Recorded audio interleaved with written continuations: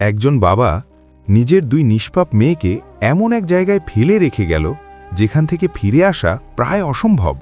কিন্তু ভাগ্যের খেলায় সেই দুই অসহায় মেয়েই একদিন হয়ে উঠল রাজ্যের সবচেয়ে সম্মানিত মানুষ। কি হয়েছিল তাদের সাথে? কিভাবে তারা বেঁচেছিল সেই ভয়ঙ্কর জঙ্গলে? আর শেষ পর্যন্ত তাদের বাবার কি পরিণতি হয়েছিল? জানতে হলে ভিডিওটা একদম শেষ পর্যন্ত দেখুন, কারণ এই গল্পের শেষটা আপনাকে অবাক করে দেবে। আপনারা দেখছেন নূর টিভি। অনেক অনেক বছর আগে মরুভূমি ঘেরা এক দূর দেশের এক নিরিবিলি গ্রামে বাস করতেন এক ধনী ব্যবসায়ী। তার নাম ছিল করিমউদ্দিন। গ্রামে তিনি ছিলেন বেশ সম্মানিত ব্যক্তি। বড় বাড়ি, গরু ছাগল, জমি জমা সবই ছিল তার। কিন্তু সুখের মাঝেও তার জীবনে ছিল এক গভীর দুঃখ। তার প্রথম স্ত্রী মারা গিয়েছিলেন বহু আগেই, রেখে গিয়েছিলেন দুইটি নিষ্পাপ কন্যা, বড় মেয়ে রুবিনা আর ছোট মেয়ে সাবিহা। মা হারানোর কষ্ট তারা ছোটবেলাতেই বুঝে গিয়েছিল। বাবা যতটা সম্ভব তাদের ভালোবাসা দেওয়ার চেষ্টা করতেন, কিন্তু একা মানুষ সব দায়িত্ব সামলাতে পারতেন না। অবশেষে গ্রামের লোকজনের চাপে পড়ে করিমউদ্দিন দ্বিতীয় বিয়ে করলেন। শুরুতে মনে হয়েছিল সব ঠিকঠাক চলবে, কিন্তু ধীরে ধীরে বোঝা গেল নতুন মা মেয়েদের নিজের সন্তান হিসেবে মেনে নিতে পারছে না। সৎমা বাইরে থেকে মিষ্টি কথা বললেও ভেতরে ভেতরে ছিল কঠোর এবং নির্মম। করিমউদ্দিন যখন বাড়িতে থাকতেন তখন সব ঠিকঠাক মনে হতো, কিন্তু তিনি ব্যবসার কাজে শহরে চলে গেলেই শুরু হতো দুই বোনের ওপর অত্যাচার। তাদের দিয়ে সারা দিন কাজ করানো হতো, ঘর পরিষ্কার, রান্না, গরু চড়ানো, পানি আনা, সব কিছু। আর খাবার কখনো শুকনো রুটি, কখনো সেটাও না। এভাবে কেটে গেল 3টি দীর্ঘ বছর। একদিন খবর এলো করিমউদ্দিন বাড়ি ফিরছেন। সৎমা তখন ভীষণ চিন্তিত হয়ে পড়ল। সে জানত যদি মেয়েরা সত্যি কথা বলে ফেলে তাহলে তার আসল রূপ প্রকাশ পেয়ে যাবে। তাই সে আগেই পরিকল্পনা করে নিল। সেদিন সকালে সে দুই বোনকে ডেকে বলল, শোনো, আজ তোমাদের বাবা আসবে, তার আগে বাড়ির সব কাজ শেষ করতে হবে। যদি কিছু বাকি থাকে তাহলে কিন্তু তোমাদের ভালো হবে না। রুবিনা মাথা নিচু করে বলল, আমরা সব কাজ করব, শুধু আজ একটু ভালো করে খেতে দিও, অনেকদিন পেট ভরে খাইনি। সৎমা রেগে চিৎকার করে উঠল, চুপ! এসব কথা যদি তোমাদের বাবার সামনে বলো তাহলে এই বাড়িতে এক মুহূর্তও থাকতে দেব না। দুই বোন ভয়ে চুপ করে গেল। কিছুক্ষণ পর বাড়ির সামনে ঘোড়ার গাড়ির শব্দ শোনা গেল। করিমউদ্দিন এসে পৌঁছলেন। 3 বছর পর নিজের বাড়ি, নিজের পরিবার সবকিছু দেখে তার মন আনন্দে ভরে গেল। তিনি ঘরে ঢুকেই জিজ্ঞাসা করলেন, আমার মেয়েরা কোথায়? সৎমা মুখ বাঁকিয়ে বলল, তুমি এসেই মেয়েদের খোঁজ নিচ্ছ? আমি কি তোমার কেউ নই? আমি এই বাড়িতে দিন রাত খেটে মরছি। করিমউদ্দিন একটু অপ্রস্তুত হয়ে বললেন, না না, তোমাকে তো জিজ্ঞাসা করবই, কিন্তু মেয়েরাও তো আমার সন্তান। সৎমা তখন সুযোগ বুঝে বলতে শুরু করল, তোমার মেয়েরা এখন আর আগের মতো নেই, খুব বেয়াদব হয়ে গেছে, আমার কথা শোনে না, মিথ্যে বলে, সারা দিন বাইরে ঘোরে। এই কথা শুনে করিমউদ্দিনের মন ক্ষোভে ভরে গেল। তিনি ভাবলেন তার মেয়েরা বদলে গেছে। সন্ধ্যার দিকে দুই বোন গরু নিয়ে বাড়ি ফিরল।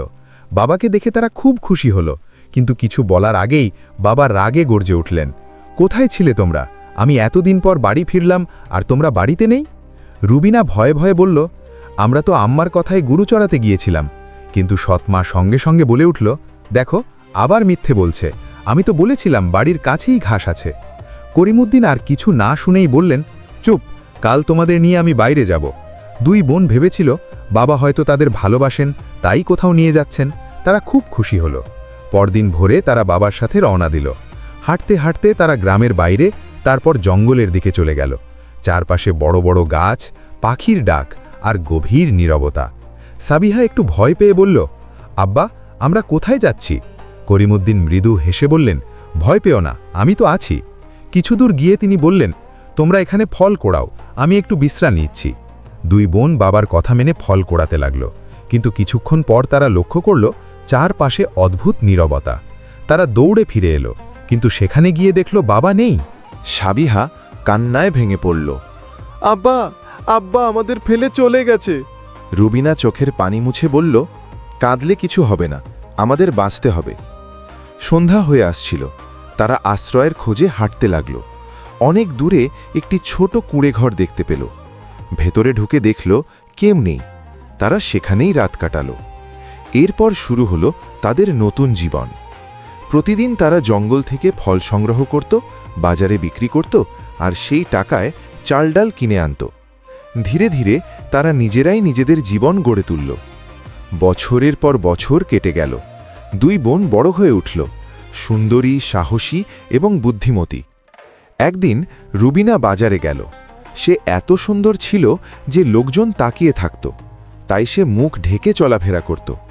সেই দিনই রাজা শিকারে বেরিয়েছিলেন। হঠাৎ দূর থেকে তিনি রুবিনাকে দেখতে পেলেন। তার সৌন্দর্যে মুগ্ধ হয়ে গেলেন। পরদিন রাজা তার লোক পাঠালেন বিয়ের প্রস্তাব নিয়ে। রুবিনা কিছুক্ষণ চিন্তা করে রাজি হল, কিন্তু যাওয়ার আগে সে বুদ্ধি করে পথ জুড়ে সরিষার বীজ ছড়িয়ে দিল, যাতে তার বোন তাকে খুঁজে পায়। সে রাজপ্রাসাদে চলে গেল। সাবিহা ফিরে এসে বোনকে না পেয়ে ভেঙে পড়ল। 2 দিন সে অপেক্ষা করল। তারপর একদিন সকালে দেখল ছোট ছোট গাছের সারি তৈরি হয়েছে। সে বুঝল এটাই তার বোনের রেখে যাওয়া পথ। সে সেই পথ ধরে হাঁটতে লাগল। অনেক দূর পেরিয়ে সে পৌঁছালো রাজপ্রাসাদে। 2 বোন আবার মিলিত হল। আনন্দে তাদের চোখ ভরে উঠল। রাজা সব ঘটনা শুনে সাবিহাকেও সম্মান দিলেন। পরে তার জন্যেও ভালো জীবনসঙ্গীর ব্যবস্থা করা হলো। এভাবে 2 বোন সুখে শান্তিতে জীবন কাটাতে লাগল। অন্যদিকে করিমুদ্দিন ও তার স্ত্রীর জীবনে নেমে এলো বিপর্যয়। ব্যবসা ধ্বংস হয়ে গেল, ঘরে অভাব দেখা দিল। শেষমেশ তারা ভিক্ষা করতে বাধ্য হল। একদিন তারা সাহায্যের আশায় রাজপ্রাসাদে এলো। সেখানে গিয়ে তারা জানতে পারল যে রানীর কাছে সাহায্য চাইছেন তিনি তাদের নিজের মেয়ে। লজ্জায় মাথা নিচু হয়ে গেল। করিমউদ্দিন কাঁদতে কাঁদতে বললেন, আমাকে ক্ষমা করে দাও মা। রুবিনা ও সাবিহা একে অপরের দিকে তাকালো। তারপর বলল, আমরা তোমাদের ক্ষমা করে দিলাম। তারা তাদের থাকার ব্যবস্থা করে দিল। এভাবেই শেষ হলো তাদের কষ্টের জীবন এবং শুরু হলো এক নতুন অধ্যায়। এই গল্প আমাদের শেখায়, ধৈর্য, সাহস আর ভালো মন থাকলে একদিন না একদিন সফলতা আসবেই।